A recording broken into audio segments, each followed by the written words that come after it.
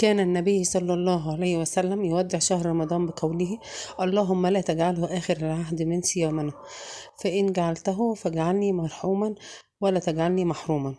فإنه من قال ذلك ظفر بإحدى الحسنيين، إما ببلوغ شهر رمضان وإما بغفران الذنوب ورحمة الله. اللهم لا تخرجنا من شهر رمضان إلا بذنب مغفور وعمل مشكور. اللهم آمين يا رب العالمين.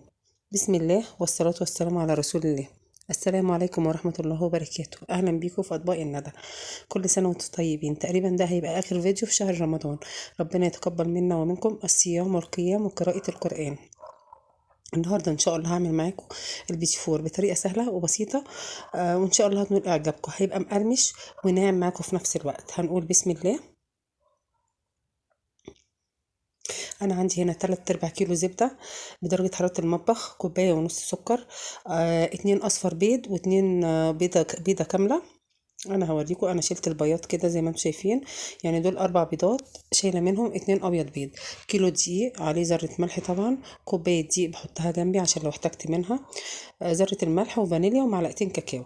طبق جنبي لما فيه كل المعالق بتاعتي عشان ما بهدلش الدنيا حواليا. هحط بقى كده بسم الله ذره الملح على الدقيق، واحط الفانيليا على البيض بسم الله كده. اشيل بقى علبة الفانيليا واشيل الملح، بنخل الملح برضو عشان لو في حاجة متكتلة يعني او خشنة ما ينزلش في الدقيق. وهقلب زي ما انتم شايفين كده الملح مع الدقيق. انا بحطش بيكنج باودر، مش محتاجة اي مواد رافعة. 4 بيضات يعني، او اربع اصفر بيض واتنين ابيض بس، يعني كافيين ان هم يبقوا مادة رافع، مش هيخليه مكتوم معاكي، ولا عايزة بيكنج باودر ولا اي حاجة تانية. هجيب بقى العجان بتاعتي، وزي ما قلت لكم لازم اي حاجه بتعجني فيها، حله طبق، العجان لازم تكون ناشفه. بنزل بالسكر الاول عشان ما يبهدلش الدنيا معايا. هنزل عليه كده بالزبده بسم الله. زي ما قلت لكم الزبده بدرجه حراره المطبخ، وتحاولي تقطعيها كده على قد ما تقدري عشان تساعدي المضرب او العجان اللي هتعملي بيه. من وقت للتاني انا بفتح اقلب واروح قافله تاني اكمل عجن لغايه ما اتاكد ان السكر بقى ناعم معايا جدا، والسكر بالزبده بقى قوامه كريمي. ابتدي بقى انزل بالبيض كده بسم الله، بيضه بيضه زي ما انتم شايفين. بنزلش باللي بعديها الا لما اتاكد ان هي اختفت خالص.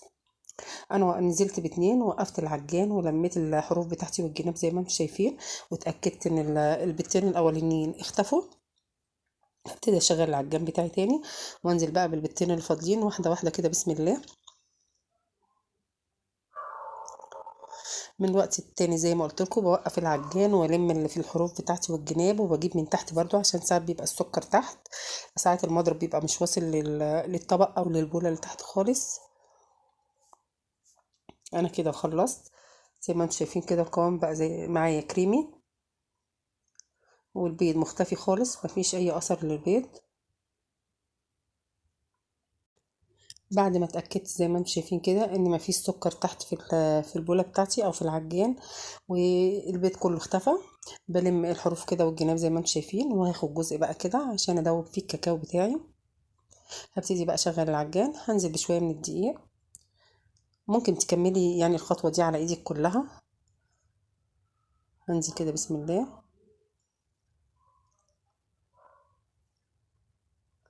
بنزل بالدقيق برضو بتاعي مرة واحدة، قصدي حبة حبة مش مرة واحدة. أي حاجة بتعمليها معجنات فيها سوائل أو فيها دقيق ما تنزليش بالحاجة بتاعتك مرة واحدة عشان ما تبوظيش معاكي كل المقادير. أنا كده ضربت شوية بالعجان. هبتدي بقى أكمل بإيدي بسم الله كده. برضو متفقين ان اي حاجة فيها زبدة، اي بسكوتات لازم بتلميها مش بتعجني خلاص كده. المضرب او العجان او اي حاجة بتضربي بيها دورها خلص، انتي تبتدي يا دوبك تلمي انك تخفي الدقيق.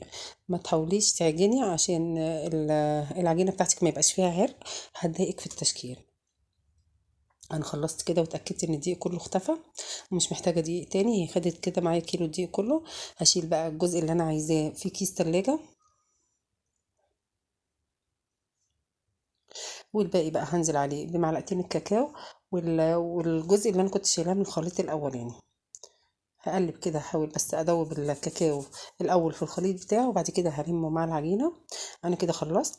هحطهم في التلاجة حوالي 10 دقايق على رف التلاجة. في الفريزر هيبقى اقل طبعا، لغايه بس ما تحسي ان العجينه مسكت معاكي، لان الزبده فيها كتير، عشان تعرفي تشتغلي فيها ما تبقاش سايحه في ايدك. يا دوبك تروقي حواليكي كده وتلمي حاجتك، هتكون العجينه مسكت نفسها.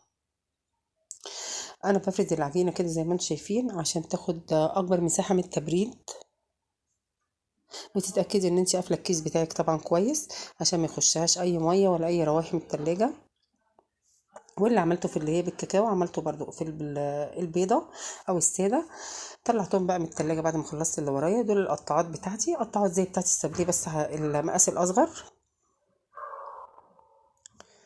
هبتدي برضو نفس الخطوات اللي عملتها في بسكوت السابليه بعملها هنا في البيتي فور. كيسين تلاجة ببقى فاتحاهم، واحد تحت وواحد فوق. طبعا انا ببقى فاتحه 4 اكياس، كيسين للي هي بالكاكاو وكيسين للي هي لونها ابيض.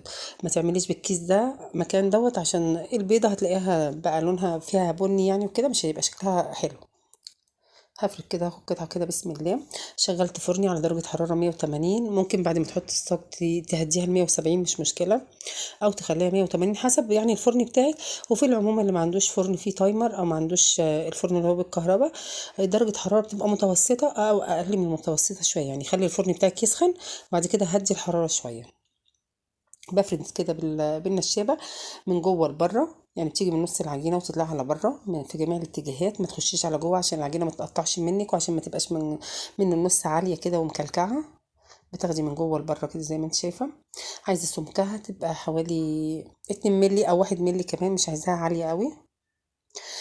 لو لقيتيها عاليه قوي يبقى تحطيها وحدات، ما تلزقيش اتنين مع بعض عشان برضو هتبقى عاليه قوي مش تبقى لطيفه. انا كده فردت العجينه زي ما انتم شايفين. هبتدي اقطع كده بسم الله. وزي ما قلت لكم برضو وانتي بتقطعي حاولي ما تهدريش، يعني ايه يعني تقطعي التقطيعات جنب بعضها عشان العجينه كتر ما انتي بتلميها وتفرديها هتطرى معاكي وهتنعم وهتسيح. فبدل ما كل شويه تحطيها في التلاجة تمسك نفسها، لا حاولي ما تهدريش على قد ما تقدري زي ما انت شايفه كده. في الصاج بتاعك طبعا بتكونيش دهنه اي حاجه خالص، هو في يعني حبه زبده حلوين مش محتاج اكتر من كده، مش هيلزق معاكي ان شاء الله. انا دايما بحب اعمل في صاجات التوستر بتاعي ده، انا مسويه فيه كل حاجه، الحاجات بتاعتي كلها بتاعت العيد. هبتدي ارصه، انا ما بسيبش مسافات كبيره بينه لان هو عموما ما فيهوش حاجه تنفش او حاجه تفرد، يعني ما فيهوش. انت منعمه السكر بتاعك، مش حاطه بيكنج باودر، ظابطه مقاديرك، فمش هيفرش معاكي خالص. وبرده زي ما قلت لكم الصاج اللي هو بالكاكاو بكون حاطه فيه برده واحدتين ثلاثه من اللي هي لونها ابيض اللي هي فانيليا بس، عشان تعرفي ان هي استوت ولا لسه. لان اللي بالكاكاو لوحده مش هيبان السوا بتاعه خالص. ولما تيجي تفردي في الاستنباط دي حاولي ما تخليش العجينه تخينه قوي عشان ما تبقاش طريه، عشان تبقى مقرمشه. ماشي، وتطلعي لي الحروف خالص. ده شكل الصاج بعد ما خلصته. انا حطيت فيه كام واحده بيضه كده زي ما انتم شايفين عشان لما يستوي هيبان من الابيض. انا كده طلعت الصاج الابيض بقى مدي اللون الذهبي كده من الحروف زي ما انتم شايفين، مش عارفه هو واضح قوي ولا لا. وده تسويته من ورا. عايزه اقول لكم البيتي فور ناعم جدا وجميل جدا. سبته برده لما برد شويه 10 دقايق ربع ساعه وفضيت الصاج. ما شاء الله عمل معايا كميه كبيره جدا.